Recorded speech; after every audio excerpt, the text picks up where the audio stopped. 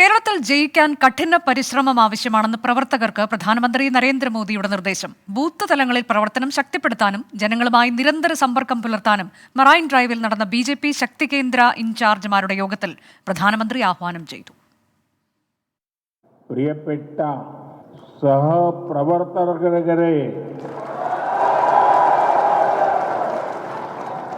നിങ്ങളാണ് ഈ പാർട്ടിയുടെ ജീവനവാടി.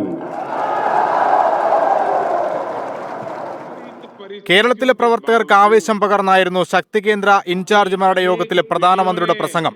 ബൂത്ത് തലം മുതൽ പ്രവർത്തനം ശക്തിപ്പെടുത്തണം, ജനങ്ങളുമായി നിരന്തര ബന്ധം പുലർത്തണം.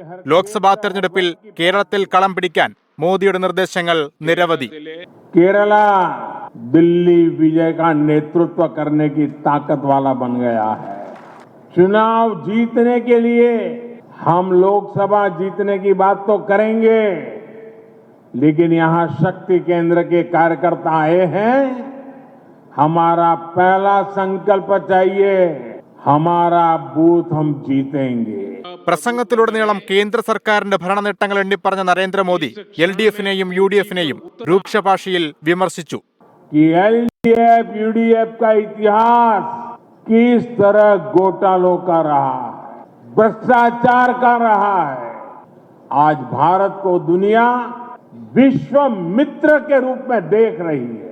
पूरी दुनिया में भारत और भारतीयों का गौरव नई बुलंदी पर है.